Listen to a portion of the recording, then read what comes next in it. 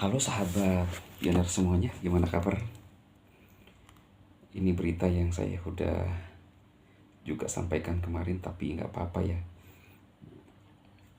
Ini dibahas ulang kembali oleh sebuah berita ternama juga. Breaking news 314 GCV 314 GCV reportedly enforced by cost chain smart contract. Nah, kawan-kawan, ini judul yang diberikan oleh media ini. Breaking news, GCV Network sebesar 314.159 dilaporkan diberlakukan oleh kontrak cerdas lintas rantai. Analisis teknis kode yang bocor menunjukkan terciptanya sistem nilai multi rantai yang stabil yang belum pernah terlihat dalam sejarah kripto.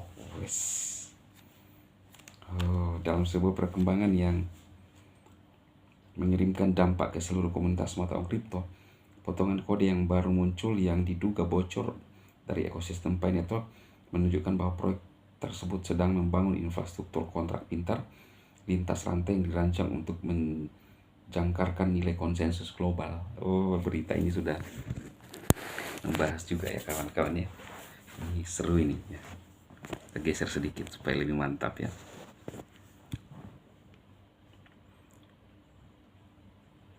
Pi pada nilai tetap 314.159 per koin.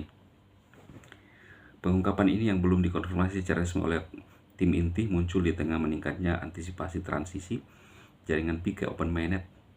Jika akurat, ini dapat menandai perubahan revolusioner dalam cara nilai digital dikelola, ditransfer, dan distabilkan di seluruh sistem yang terdesentralisasi. Nyirun, habis lu. Dari berita ini juga teman-teman, ternyata beda Open Network dan Open Mainnet ya. Era baru stabilitas nilai.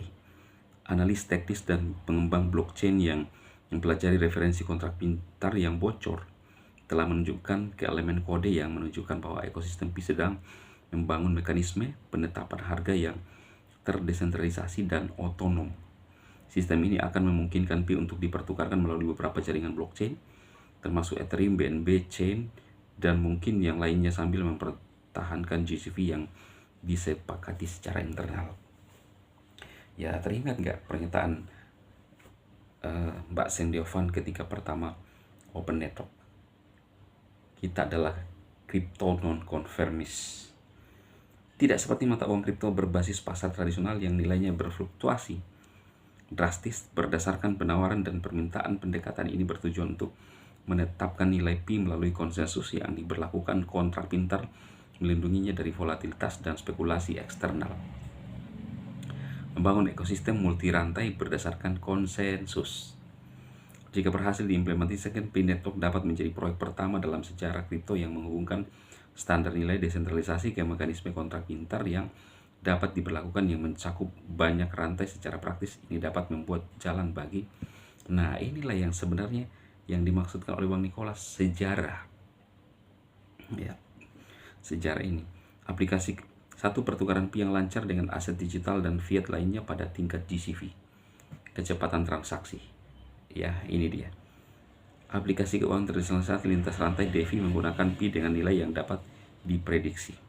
Penerapan oleh pedagang dan perusahaan, didukung oleh logika harga yang stabil dan dapat diberlakukan. Yes. 5. Perlindungan yang lebih besar terhadap aset pengguna dari perdagangan spekulatif atau manipulasi pasar. Ini yang sering disoroti juga oleh Mbak Sendiovan dan juga Bang Satoshi Nakamoto ya. Kerangka kerja ini juga dapat mencegah bursa terpusat menentukan harga pasar Pi. Sebaliknya, memungkinkan komunitas itu sendiri untuk menegakkan standar nilai melalui kode yang transparan dan tahan terhadap gangguan. Lah, ini dia. Ini akan terpenuhi semua. Implikasi untuk Open Mainnet.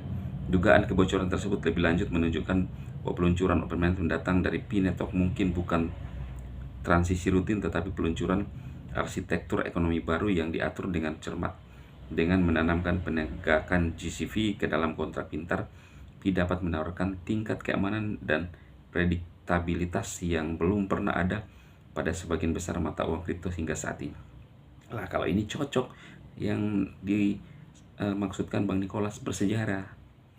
Peluncuran semacam ini tidak hanya akan memungkinkan aplikasi terdesentralisasi dApps untuk diluncurkan secara berurutan, tetapi juga membuka skenario utilitas yang sebelumnya dianggap terlalu tidak stabil karena volatilitas harga. Dari perdagangan lintas batas hingga pembayaran mikro dan properti yang ditokenisasi hingga pembelian sehari-hari, janji Pi sebagai penyimpanan dan transfer nilai yang andal menjadi lebih masuk akal.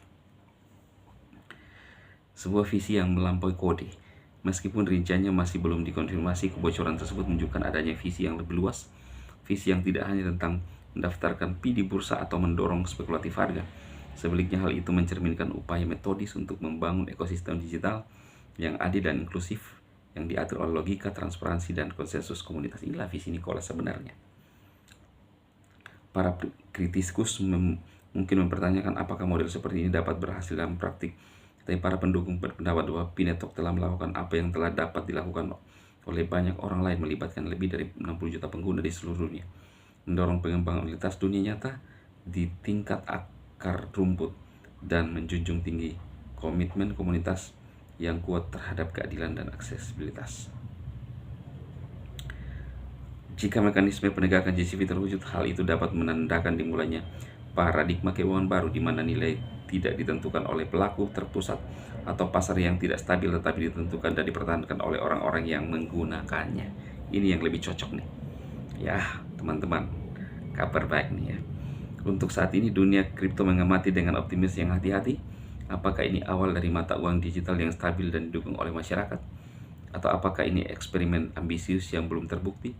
Meskipun hasilnya akhirnya masih harus dilihat, satu hal yang pasti, Pi Network bukan lagi sekedar aplikasi baru. Aplikasi ini memposisikan dirinya sebagai pesaing serius di masa depan keuangan global. Ya, jelas ya. Jika kode yang bocor itu dapat dipercaya, nilai konsensus global Pi bukan sekedar ide. Ia dikodekan, dilindungi, dan berpotensi diberlakukan pada tingkat protokol. Dan itu dalam dunia blockchain mengubah segalanya. Wah, waspada lu ya. Hati-hati ya lu. Ini dari berita ini loh ya.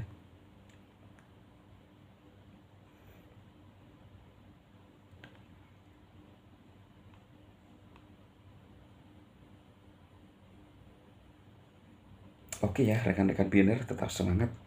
Kita tunggu sesuatu yang spektakuler terjadi.